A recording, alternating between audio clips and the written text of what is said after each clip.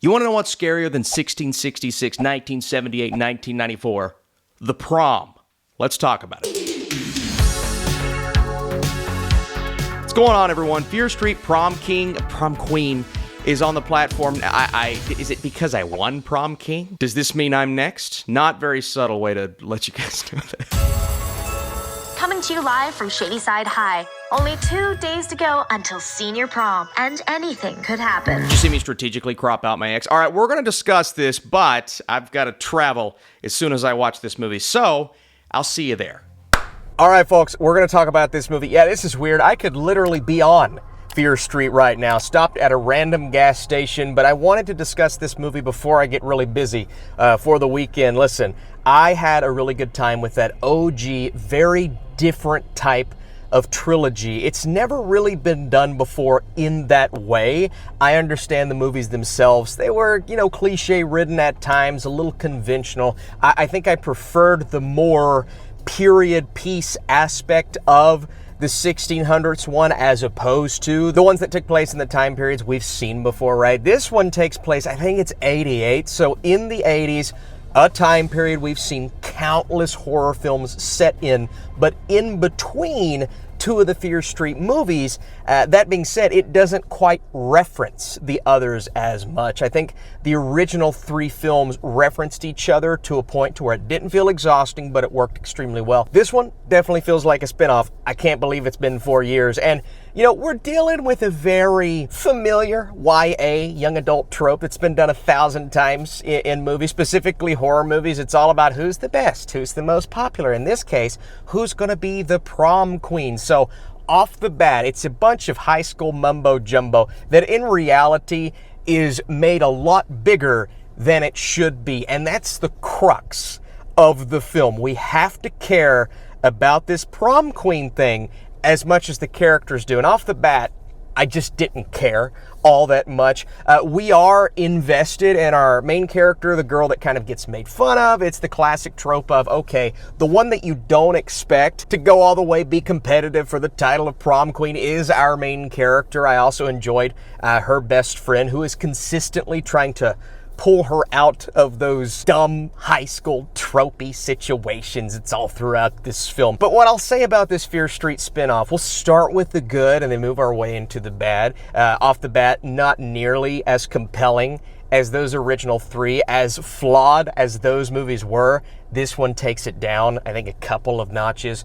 But I did enjoy some of the kills. Now, it takes a while to get there. We get one interesting-ish kill early on, and then throughout we'll see shades of what is coming, and inevitably in the third act it does happen, and that was fairly entertaining. You're essentially waiting on bad things to happen to these kids, and it sounds horrible, but we watch horror movies like this to see outrageous, over-the-top, consistent kills and a massacre that inevitably does happen.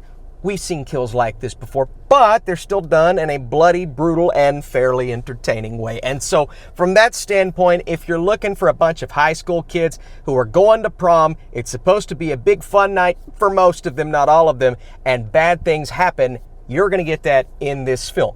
If you're looking for a compelling storyline, characters that are way more than just surface level interpretations of the trope that they are, and dialogue that means a little more than just, oh my god, I can't believe that she's in the running for prom queen, then I don't know if Fear Street Prom Queen is going to be the movie for you, because this film just could not get over the hump of being so generic. Every character, every line of dialogue, the way the boyfriends talk to the girlfriends, the way the bad guy girl is speaking to our protagonist like you're never going to achieve anything or amount to anything or overcome this crazy situation that came from your family. Of course, she's dealing, our protagonist, with the demons of her past, and everyone knows about it, all of the kids, so a lot of the bullies are going to hold that over her head. All right, we've seen that before. How do they go about it? Man, some of these scenes and sequences where I believe the character's name is Tiffany, just speaking to our protagonist like they're ignorant. And I'm thinking, this is not, maybe this used to be how kids talk, but the dialogue just isn't as compelling as it needs to be here. Not that I need a masterclass Oscar-worthy script, but I need a reason to care about these characters beyond, oh, they're all vying to be prom queen, and most of them are really bad people because of the way that they treat certain people based on their past. And yes, karma does come into play with certain characters. You know, a lot of them are going to meet their maker here, and that was entertaining. But a lot of this takes place during prom, and frankly, high school prom is not all that interesting. You have to make it interesting with compelling characters.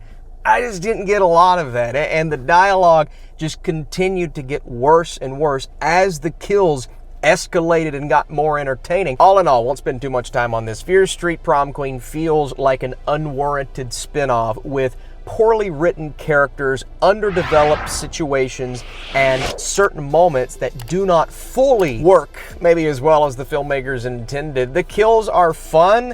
I did somewhat enjoy the dynamic between our main protagonist and her friend, but some of these like love angles and elements at the end of the day are just thinking, all right, who cares about all of this? And then they make prom and being prom queen such a big deal, like a world-ending thing. And I'm just sitting here thinking, as someone who was prom king, I'm sitting here thinking, who cares? You know what I mean? I was prom king. You know what it did for me? Nothing. It did nothing. That's it. My daughter will be prom queen. Damn it. No one's gonna stop. All right, thanks for watching. Shorter review, hanging out with me in my car. What is your favorite Fear Street movie, and why? Did you enjoy this more than me, or does it feel like a typical Netflix turn on in the background streaming horror movie with some fun-ish kills? I will drive away now because this is getting weird.